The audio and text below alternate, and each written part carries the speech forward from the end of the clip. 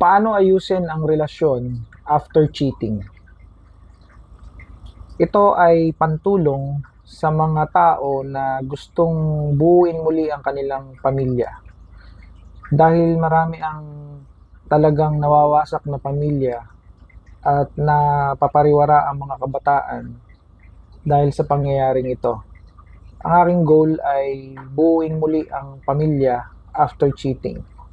So let's talk about relationship and let's talk about mental health. Una, napaka-importante nito. Dito sumasablay ang mag-asawa pagdating sa rebuilding their relationship again after cheating. 100% tapusin ang affair o relasyon sa kabit o third party. 100%, hindi 99.9%. 100%. Kailangan tapos. Kasi hindi maghihil ang trauma ng biktima kung hindi tatapusin ang relasyon sa kabit. Sino ang biktima? Yung niloko. Halimbawa, si mister ang niloko, yung misis ang nagloko, edi ang biktima si mister. Kung si mister ang nagloko, di ang biktima ay si misis.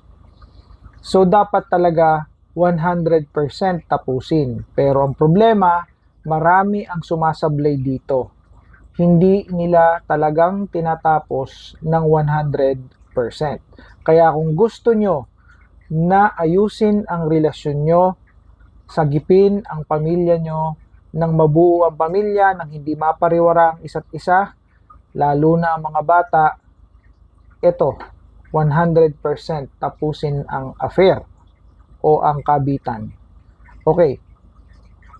Number 2, sabihin sa partner kung ano talaga ang nangyari. Napakalaking tulong nito. Kailangan i-story mo yung nangyari from the beginning hanggang matapos. From the roots going to the top. Parang puno, kailangan i-istorya mo kung paano itinanim at kung paano tumubo, paano namunga. Istorya mo lahat yon. Kailangan yon. Para nang sa ganon ay maunawaan ng partner kung bakit nangyari yon. At maunawaan mo rin kung bakit mo nagawa yon. Okay tayo doon. Okay. Number 3. Eto, malupit talaga to. Marami din talagang sumasablay dito. Zero future contact sa kabit o third party. Ibablock mo yan dapat sa social media like Facebook, sa Messenger, sa email, sa lahat-lahat. Sa lahat, ibablock nyo siya. No? Kailangan zero future contact. Pero ano nangyayari? Meron talagang lumulusot. Talagang may gumagawa ng dummy accounts, may mga gumagawa ng mga kung ano-anong paraan para makausap muli yung kabit o yung third party. Kaya hindi naaayos yung relasyon na nawasak. Yung pamilya na napahamak. Dahil dyan, paulit-ulit na kinokontak ng asawa mo yung kanyang kabit. That's the reason why paulit-ulit din na bumabalik yung trauma at lalong lumalala yung nararamdaman mo. Ito ay hindi sa pahilom. Ito ay sa pasugat. So, lalong lalala ang sugat. Kumbaga, may sugat, sa halip na mag-heal, it will be infected from time to time. Okay, so walang healing na mangyayari. Para kang may sugat na merong kasamang diabetes. Ganun ang mangyayari sa inyong pag-heal kung ikaw ang biktima. Alam ko marami sa inyo ang nakaka-relate dito. No? So, dapat talaga, no? Zero future contact. Blocked. sa lahat. Another one, maging 100% transparent sa iyong asawa o partner. No more secrets para mag-heal at para maayos yung relationship ninyo. Pag sinabi kong 100% transparent, lahat ng passwords ng iyong mga gadgets na ginagamit, mobile phone, laptop, tablets, anything na ginagamit mo, ibigay mo ang passwords. Ipagamit mo, ipakita mo. Show it all sa kanya. Para wala nang iniisip na baka may kinukontak ka na iba, kinukontak mo uli siya, 'di ba? So 'yun. And one of the most important thing dito ay yung location. Siyempre, pumapasok ka sa trabaho, pumupunta ka sa mall, pumupunta ka sa bangko, everywhere na kailangan mong puntahan, nakakapagpabagabag yun sa iyong asawa o sa iyo mismo na kung ikaw ang niloko. So, kailangan i-share mo kung nasaan ka. I-share ng asawa mo kung nasaan siya, yung nagloko. So, kailangan meron kang gagamitin na tool or gadget. Meron kang wireless tag. Pwede kayong gumamit nito. Hinanap ko talaga to para makapagbigay sa inyo ng peace of mind habang nag-heal ang relationship ninyo. Ilalagay nyo lang yan sa bag ng inyong asawa. Sabihin nyo, pakilagay naman ito sa yung bag o kaya gawin mong keychain. No? Madali naman itong ikabit. Meron niyang pang sabit, no? Kung gusto niyo, pwede niyo namang gawing kwintas, 'di ba? Baka may magtanong, bit kami ganyan. Ilagay na lang sa bag. Para kapag gusto nyong alamin, no? Buksan niyo lang yung mobile phone niyo, no? Yung Google Find My Device, i-install niyo 'yon. Tapos pindutin niyo 'yon, i-install niyo.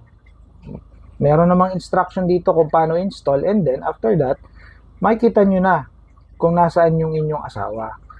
O mapapakita mo sa asawa mo kung nasaan ka. And then magkakameron siya ng peace of mind. Maganda yung healing process ni Mrs. or ni Mr. Kasi alam niya na nagsasabi ka ng totoo, nasaan ka, nandito ako sa mall kasi meron kaming meeting dito. O may meet up kami nung aking client. 'Di ba? Tingin ng asawa mo, okay, sige, nandiyan ka pala sa mall, nasa Trinoma ka pala. Ay, okay, sige, ingat. See? That's what we call transparency o being transparent 100%. Okay. Another one. Pag-usapan nyo ang nararamdaman nyo sa isa't isa tungkol sa cheating na nangyari. Kailangan yung pag-usapan yun no? From time to time, yung tungkol sa cheating itself. I-schedule nyo po, pwedeng sa una, thrice a day. Sunod, twice a day. Tapos sunod, once a day. Hanggang maging every other day. Hanggang maging once a week. Pag-uusapan nyo yun kung bakit nga ba tayo humantong dito? Bakit nga ba ikaw ng babae? O bakit nga ba ikaw ng lalaki? May pagkukulang ba ako? Ilista mo naman yung mga pagkukulang ko. O, ikaw, ano ba ang gusto mo sa akin na gawin ko para maging maayos ang ating pagsasama?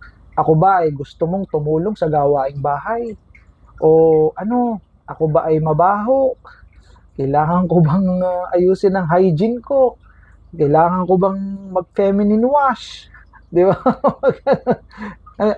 Alam nyo, maraming mga simpleng bagay, hygiene, kaya ng babae si Mr.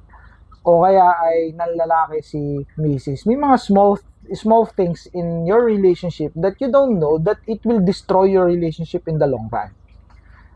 Those small things hindi na di-discuss. That's the reason why isinasuggest ko na pag-usapan nyo ang nararamdaman nyo sa isa't isa para nang sa ganun ma-explore nyo yung ways and means how to strengthen your relationship, how to be healthy, maging mas healthy kaysa dati. Nang sa ganun, hindi kayo mauwi again sa secondary or second cheating. So this will be solution for to strengthen for another situation na mangyari yun. solusyon to para hindi na mangyari sa madaling salita. You catch my drift. Yun. Okay. Last but not the least. Ito. Madaming reassurance. Sobrang daming reassurance. According to research, nakita nila doon na kapag sobrang daming reassurance na ibinibigay ng cheater, halimbawa, ako yung husband, ako yung cheater, sobrang dami kong ibinibigay na reassurance, ang ganda ng healing process ni Mrs. Why? It's because nararamdaman ni Mrs. yung sincerity. Yung dinadamdam mo na ang iyong pagkakamali, ikaw ay sincere na nagsusumamo na gusto mong i-rebuild yung relationship. Gusto mong maging maayos ulit. Gusto mong mabuo ulit yung pamilya. Kailangan madaming reassurance. No? Lagi kang magsasabi na hindi ko na ito uulitin. Ipapakita mo sa gawa, hindi lang sa salita. Magiging kang maunawain. And in return, yung niloko mo, maghihil yun, and then magiging maayos na ulit yung pakitungo. Hindi ka nabubungangaan sa umaga. O kaya si Mister, hindi na magagalit at mag-iinit sa'yo from time to time at susumbatan ka tungkol sa ginawa mo panluloko sa kanya. Oo, masakit yan sa part ng lalaki, mas masakit yan. Dahil ang mga lalaki, mataas ang ego niyan, lalaki yan, iba yan. Iba kami mga lalaki, kami lang nakakaintindi nun. Sobrang sakit sa amin yan pagka niloko kami ng babae. Mas masakit yan, triple, doble, 100 beses. Ganun kami mga lalaki. But, if ang babae nagbibigay ng sobrang daming reassurance,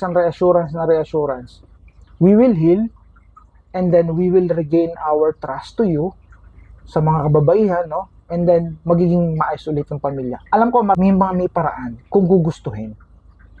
Okay? Medyo mahaba na yung vlog. I hope na makatulong ito sa mga nawasak na pamilya.